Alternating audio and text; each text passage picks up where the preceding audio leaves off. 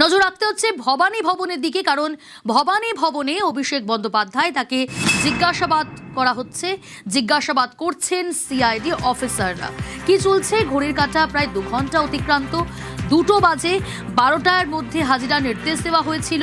13 minute আগেই, অর্থাৎ নির্ধারিত যে সময়, সেই নির্ধারিত সময় 13 মিনিট আগেই পৌঁছে যান অভিষেক বন্দ্যোপাধ্যায়। জিজ্ঞাসাবাদ শুরু হয়েছে, নানান প্রশ্ন সামনে আনা হয়েছে। গত বৃহস্পতিবার 5.5 ঘন্টা জিজ্ঞাসাবাদ করা হয় অভিষেক বন্দ্যোপাধ্যায়কে। 5:49 তিনি প্রবেশ করেন, আদালতের নির্দেশেই হাজিরা দেন এবং তারপর আজ ফের তাকে তলব করা হয় এবং 12টা থেকে শুরু হয়েছে জিজ্ঞাসাবাদ পর্ব। চলছে ঘড়ির কাঁটায় 2 ঘন্টা অতিক্রান্ত। তবে সই জাল তদন্তে ফের জিজ্ঞাসাবাদ সিআইডি অফিসারদের মুখোমুখি অভিষেক বন্দ্যোপাধ্যায়।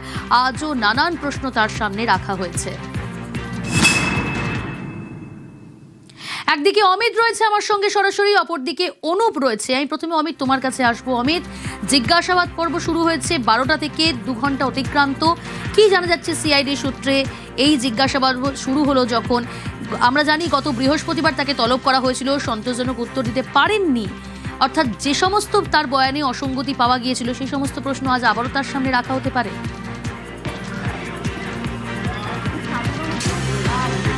একেবারেই যে বিষয়টি নিয়ে তদন্তকারী আধিকারিকরা তদন্তের শুরু থেকে যে তদন্ত তারা এগিয়ে নিয়ে যেতে চাইছে, সেই জায়গায় 6 তারিখের যে বৈঠকের সিদ্ধান্ত নেওয়া হয়েছিল কে তৃণমূল কংগ্রেসের বিরোধী দলনেতা হবেন, কে চিফ হুইপ হবেন, এবং যে রেজুলেশন নেওয়া হয়েছিল সেই রেজুলেশন নোটবুকটি কোথায় গেল?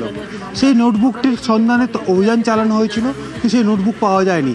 বৃহস্পতিবার যে 5.5 ঘন্টার জিজ্ঞাসাবাদ, সেই রেজুলেশন নোটবুক ঘিরে, সেই নোটবুক নিয়ে যে অ্যান্সার অভিষেক বন্দ্যোপাধ্যায় করেছিলেন বা দিয়েছিলেন, তাতে সন্তুষ্ট নন সিআইডি কর্তারা।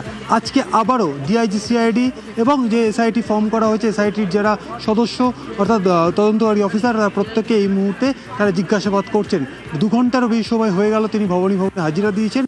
12:15 থেকে এই জিজ্ঞাসাবাদ শুরু হয়েছে এবং এই মুহূর্তে ভবনের যে 3 তলা, সেই 3 তলায় যে মিনি কনফারেন্স রুম রয়েছে, সেখানেই তাকে জিজ্ঞাসাবাদ করা হচ্ছে, এমনটা কিন্তু সূত্রের দাবি। সেক্ষেত্রে বৃহস্পতিবার তারা 5.5 ঘন্টা জিজ্ঞাসাবাদ করা হয়েছে এবং যে বারবার যে বিষয়টি উঠে আসছে যে মিটিং রেজুলেশন বুক, সেটি কোথায় গেল? কারণ অভিষেক বন্দ্যোপাধ্যায়ের সই করা তৃণমূল কংগ্রেসের লেটার হেডের যে চিঠি বিধানসভার অধ্যক্ষের কাছে 20 তারিখ জমা দেওয়া হয়েছিল, তার সাথে কি খসড়া জমা পড়ে, কিন্তু সেই অরিজিনাল যে মিনিটস বা অরিজিনাল যে রেজুলেশন বুক, সেটি কিন্তু নেই, সেটি কিন্তু উধাও। তাহলে সেটি কোথায় গেল? কোন বিধায়ক সেদিন বৈঠকে আসেননি? কারণ বারবার বলা হয়েছিল যে 70 জন বিধায়কের কথা, কিন্তু যে খসড়া ইতিমধ্যে সিআইডির হাতে এসছে, তাতেও ক্রমিক সংখ্যায় ভুল রয়েছে বা ত্রুটি রয়েছে বা গলদ রয়েছে। সেক্ষেত্রে 70 জন বিধায়ক সেদিন বৈঠকে উপস্থিত ছিলেন না। 2 জন বিধায়ক ইতিমধ্যে তারা যে বৈঠকে ছিলেন না, পরবর্তী সময় তাদের যে চিঠি জমা পড়েছে বিধানসভা অধ্যক্ষের কাছে, তার সাথে যে খসড়া জমা পড়েছে, সেখানে যাদের সিগনেচার রয়েছে সকলের সিগনেচার, সকল বিধায়কই সেখানে সিগনেচার করেনি, এই অভিযোগ উঠে আসছে। সন্দীপন সাহা, ঋতব্রত বন্দ্যোপাধ্যায়ের করা অভিযোগ। পরবর্তী ক্ষেত্রে আরও 3 জন বিধায়ক, যাদের মধ্যে সুভাষিস দাস, বিধায়ক অরূপ রায়, বিধায়ক বাহারুল ইসলাম, তারা ইতিমধ্যে তাদের স্টেটমেন্ট ইতিমধ্যে রেকর্ড করা হয়েছে সিআইডির তরফে। তাদের হ্যান্ডরাইটিং স্যাম্পল ইতিমধ্যে সংগ্রহ করা হয়েছে আদালতে বিচার উপস্থিতিতে।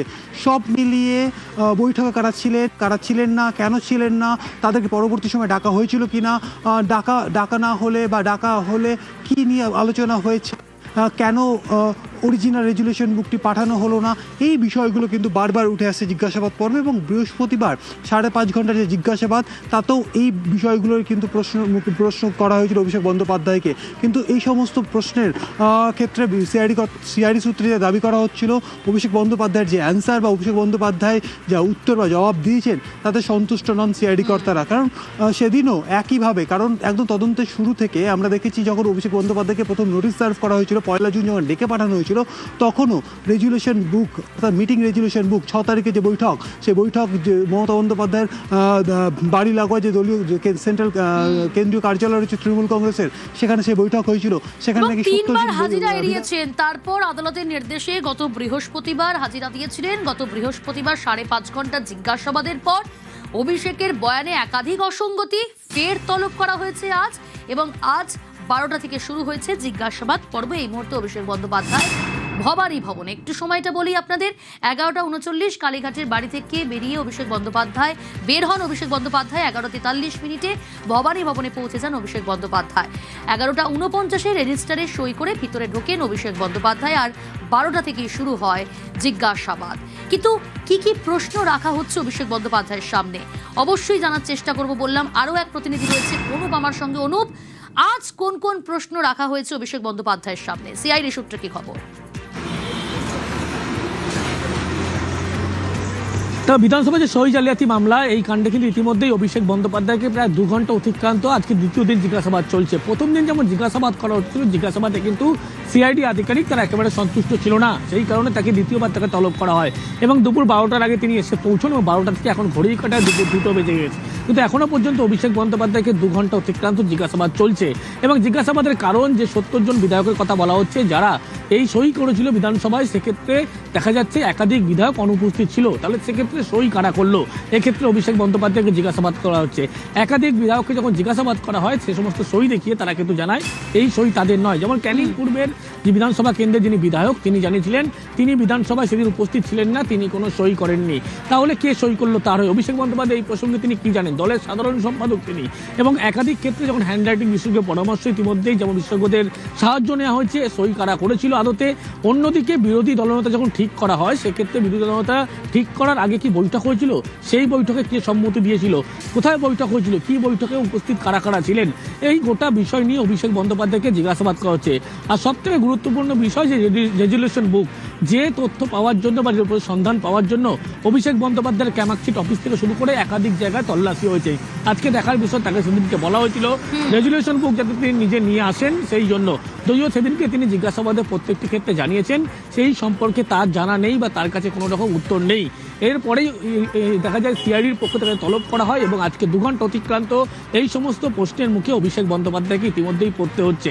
দফায় দফায় যে জিজ্ঞাসাবাদ করা হচ্ছে সিআইডির পক্ষ থেকে, যে সিট গঠন করা হলো ডিআইডি গণমর্যাদা আধিকারিকের পক্ষ থেকে, তারাই কিন্তু 5 থেকে 6 জন যারা আধিকারিক তারা অভিষেক বন্দ্যোপাধ্যায়কে জিজ্ঞাসাবাদ করছে।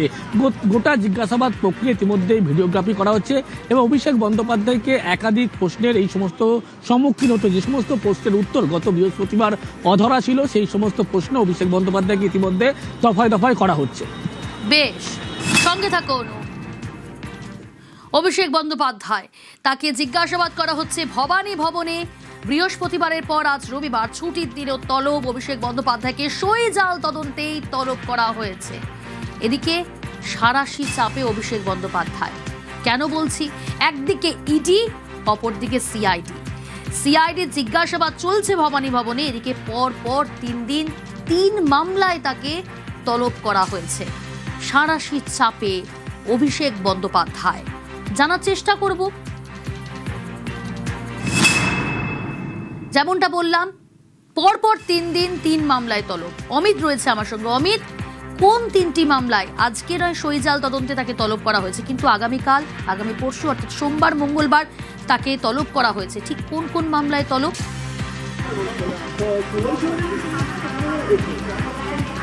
আগামীকাল ইডির তরফে, কেন্দ্রীয় তদন্তকারী সংস্থা ইডির তরফে তলব করা হয়েছে অভিষেক বন্দ্যোপাধ্যায়কে।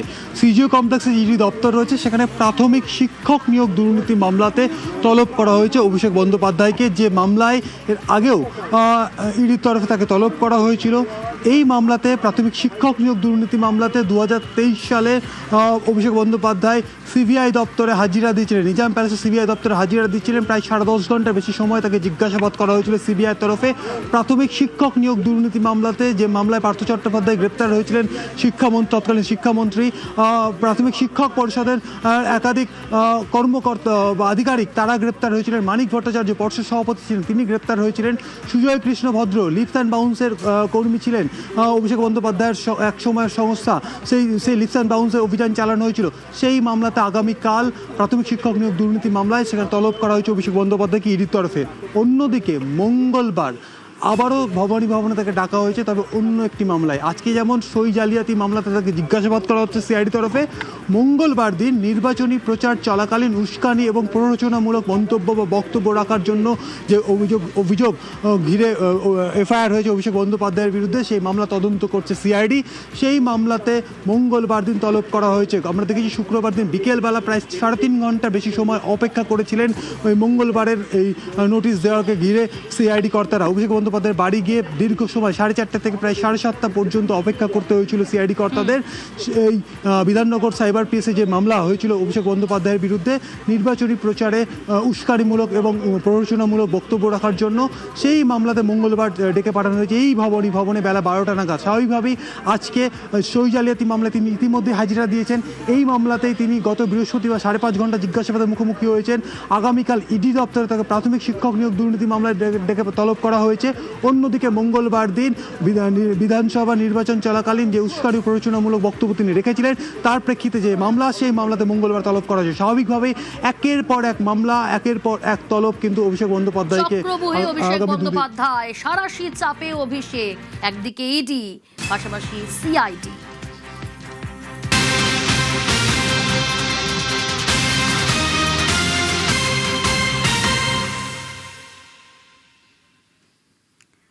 সইজাল তদন্তে ভবানী ভবনে অভিষেক বন্দ্যোপাধ্যায় জিজ্ঞাসাবাদ করা হচ্ছে তাকে, কিন্তু কুণাল ঘোষ, তাকেও কি অভিষেক বন্দ্যোপাধ্যায় মুখোমুখি বসিয়ে জিজ্ঞাসাবাদ? কেন বললাম? কারণ কুণাল ঘোষকেও সইজাল তদন্তে আজই হাজিরার নোটিশ। একই দিনে অভিষেক এবং কুণাল ঘোষকে ভবানী ভবনে তলব। মুখোমুখি বসিয়ে কি তাহলে জেরার সম্ভাবনা? সিআইডি সূত্রে কি কি খবর আসছে অবশ্যই জানার চেষ্টা করব। তবে আজই কুণাল ঘোষকে হাজিরার নোটিশ ভবানী ভবনে। এদিকে ভবানী ভবনে 12টা থেকে জিজ্ঞাসাবাদ করা হচ্ছে অভিষেক বন্দ্যোপাধ্যায়কে সইজাল কাণ্ডে। এদিকে কুণাল ঘোষ, তাকেও সইজাল তদন্তে আজই হাজিরার নোটিশ ভবানী ভবনে। এর আগে আপনারা জানেন কুণাল ঘোষের বাড়িতে পৌঁছে গিয়েছিলেন সিআইডি অফিসাররা, হস্তাক্ষর বিশেষজ্ঞরা তারাও গিয়েছেন, এবং সিআইডি অফিসাররা তৃণমূল বিধায়ক যাদের সই রয়েছে এবং যারা অনেকেই বলছেন নেই, তাদের বাড়িতেও কিন্তু পৌঁছে গিয়েছে। এদিকে কুণাল ঘোষকে কিন্তু আজই ভবানী ভবনেও তলব করা হয়েছে। অনুপ রয়েছে আমার সঙ্গে। অনুপ, সিআইডি সূত্রে কি খবর? তাহলে আজ কি কুণাল ঘোষ এবং অভিষেক বন্দ্যোপাধ্যায়কে মুখোমুখি বসিয়ে জিজ্ঞাসাবাদের সম্ভাবনা? তবে বিধানসভার যে সই জালিয়াতি মামলা, এখানে কিন্তু ইতিমধ্যেই অভিষেক বন্দ্যোপাধ্যায়কে যেমন জিজ্ঞাসাবাদ করা হচ্ছে, তারই পাশাপাশি কুণাল ঘোষ, যিনি বেলেঘাটা বিধানসভা কেন্দ্রের বিধায়ক, তাকেও তলব করা হয়েছে। এবং বলা হয়েছে দুপুর 2:30টার মধ্যে যাতে তিনি সিআইডি দপ্তর ভবানী ভবন সেখানে উপস্থিত হয়, তাকেও জিজ্ঞাসাবাদ করা হবে। এর আগে দেখা যায় যখন তাকে নোটিশ করতে হয়, পরবর্তী ক্ষেত্রে জিজ্ঞাসাবাদ করা হয়, তাকে জিজ্ঞাসাবাদ করা হয়েছিল। এবং আজকে অভিষেক বন্দ্যোপাধ্যায়কে জিজ্ঞাসাবাদ, দুজনের বয়ান কোন ক্ষেত্রে কি কি বয়ান থাকছে, বয়ানে কতটা ফারাক থাকছে, এরই পরবর্তী ক্ষেত্রে তাদের মুখোমুখি বসানো হবে কিনা সেই পরিকল্পনা হবে। প্রথমত তাদেরকে আলাদা আলাদা বৈঠক বসিয়ে জিজ্ঞাসাবাদ করা হবে, তার কারণ এই বিধানসভায় সই জালিয়াতি মামলার ক্ষেত্রে কুণাল ঘোষ তিনি বিধায়ক ছিলেন। এক্ষেত্রে কারা কারা সেদিনকে এখনো পর্যন্ত উপস্থিত ছিলেন এবং তিনি কি আদৌ উপস্থিত ছিলেন, তিনি সাইন করেছিলেন এই বিধানসভার ক্ষেত্রে, এবং তৈরি করে থাকেন কোন কোন বিধায়ক সেদিনকে উপস্থিত ছিলেন, তিনি কি জানেন দলের সম্পর্কে, এবং এই নির্দেশ কোথা থেকে এসে তিনি থেকে থাকেন, ফলে কি অভিষেক বন্দ্যোপাধ্যায় নির্দেশ দিয়েছিলেন? এই গোটা বিষয় নিয়ে কিন্তু কুণাল ঘোষকে প্রথম আলাদা জিজ্ঞাসাবাদ করা হবে। যদি প্রয়োজন মনে হয় তদন্তকারী আধিকারিকদের, তাহলে দুজনের বয়ানে ফারাক থাকলে সেক্ষেত্রেই মুখোমুখি বসিয়ে জিজ্ঞাসাবাদের একটা সম্ভাবনা থাকছে। যদিও তদন্তকারী আধিকারিক তারা জানাচ্ছেন এই মুহূর্তে তাদেরকে আলাদা আলাদা বসিয়ে জিজ্ঞাসাবাদ করা হবে। প্রয়োজন মনে হলে তাদেরকে মুখোমুখি বসিয়ে এই বিধানসভা সই জালিয়াতির কাণ্ডে ইতিমধ্যে জিজ্ঞাসাবাদ করা হবে। বেশ,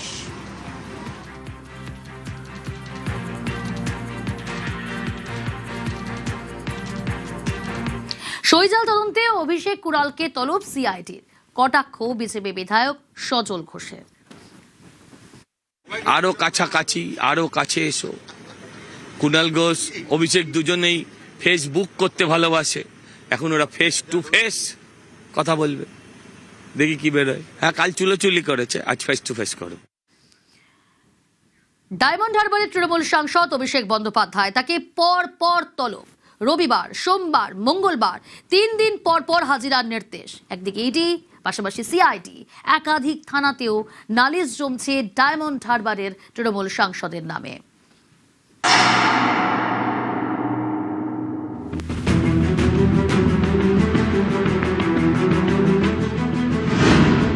দলে বিদ্রোহের মুখে। বাইরে পুলিশি তলবের মুখে। এটাই এখন অভিষেক বন্দ্যোপাধ্যায়ের পরিস্থিতি। রবি, সোম, মঙ্গল পরপর 3 দিন হাজিরার নির্দেশ ডায়মন্ড হারবারের তৃণমূল সাংসদকে।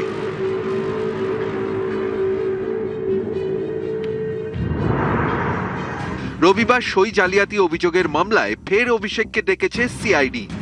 সোমবার নিয়োগ দুর্নীতি মামলায় সিজিও কমপ্লেক্সে ডেকেছে ইডি। মঙ্গলবার ডিজে মন্তব্যের জেরে ভবানী ভবনে তলব সিআইডির।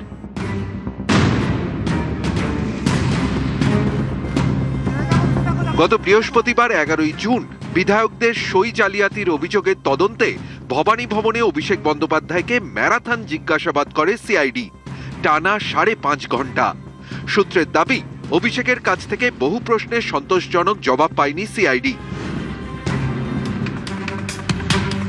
এরপর রবিবার ফের তলব।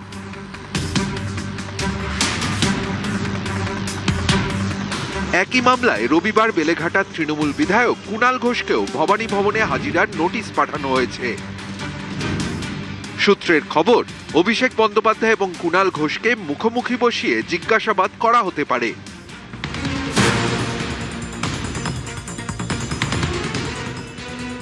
প্রাথমিক নিয়োগ দুর্নীতি মামলাতেও ইডি স্ক্যানারে অভিষেক বন্দ্যোপাধ্যায়। 15ই জুন সোমবার তাকে তলব করেছে ইডি। রাজ্য তোলপাড় হয়েছে শিক্ষক নিয়োগ দুর্নীতিকে ঘিরে, যে দুর্নীতিতে নাম জড়িয়েছে তৃণমূলের তাবড় নেতা মন্ত্রীদের। জেলে যেতে হয়েছে প্রাক্তন শিক্ষামন্ত্রীকে। সেই মামলাতেই ইডি স্ক্যানারের তৃণমূল সাংসদ অভিষেক বন্দ্যোপাধ্যায়। নিয়োগ দুর্নীতিতে ইডি গ্রেফতার করেছিল কালীঘাটের কাকু সুজয় কৃষ্ণ ভদ্রকে। সুজয় কৃষ্ণ ভদ্রের বয়ান, আর্থিক নথি এবং বিভিন্ন ডিজিটাল তথ্য বিশ্লেষণ করেছেন তদন্তকারীরা। ইডি সূত্রের দাবি, সুজয় কৃষ্ণের থেকে পাওয়া সূত্র ধরেই তলব অভিষেককে। 4 তারিখে রবীন্দ্রসঙ্গীতের সাথে হালকা করে একটু ডিজেও বাজবে। জবাবটা এমন ভাবে দিতে হবে, গড়ায় গন্ডায়। ভোটের আগে চড়া সুর, মঞ্চ দাপিয়ে ডায়লগ, ভোটের পরে সেই ডায়লগেই বিপাকে। এই ডিজে মন্তব্যের জেরে অভিষেকের নামে মামলা। মঙ্গলবার সিআইডির তলব।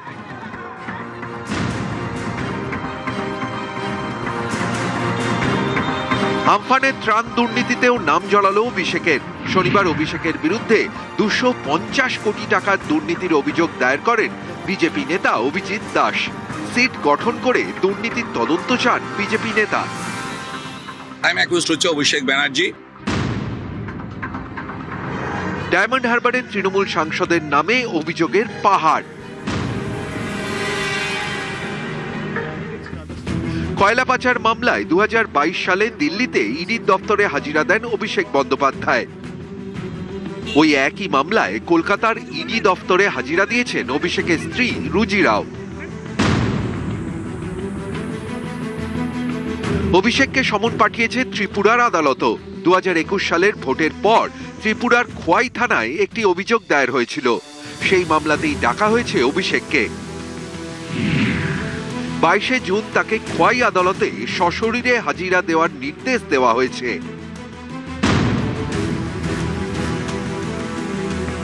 অন্যদিকে অভিষেক এবং তার পরিবারের 17টি ঠিকানায় নোটিশ পাঠিয়েছে কলকাতা পুরসভা।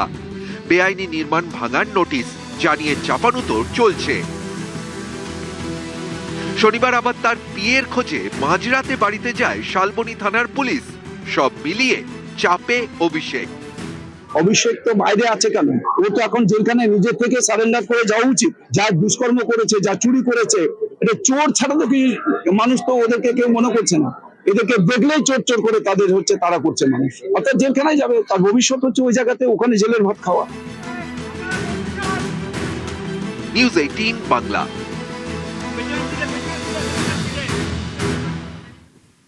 এর আগে আমরা কি দেখলাম, গতকাল কর্মসমিতির বৈঠক, আর সেই বৈঠকে অভিষেক বন্দ্যোপাধ্যায় বনাম কুণাল ঘোষ, সাংসদ বিধায়কের মধ্যে তীব্র বাদানুবাদ। মমতা বন্দ্যোপাধ্যায়ের সামনে কুণাল ঘোষ অভিষেক বন্দ্যোপাধ্যায়ের ঝগড়া। সুমিত রায়কে নিয়ে কুণাল অভিষেকের ঝগড়া। সুমিত রায় অভিষেক বন্দ্যোপাধ্যায় আত্মসহায়ক, আপনারা জানেন তার খোঁজেই রাত 3টে নাগাদ অভিষেক বন্দ্যোপাধ্যায় বাড়িতে পৌঁছয় শালবনী থানার পুলিশ। সেই সুমিত রায়কে নিয়ে ঝগড়া অভিষেক বন্দ্যোপাধ্যায় আর কুণাল ঘোষের, সেই বৈঠকে ঝগড়া এবং সেখানে ঝগড়া থামাতে ময়দানে মমতা বন্দ্যোপাধ্যায়, কল্যাণ বন্দ্যোপাধ্যায়। কর্মসমিতির বৈঠকে অভিষেক বনাম কুণাল ঘোষ। এ বিষয়ে কি বললেন কুণাল ঘোষ, শুনুন।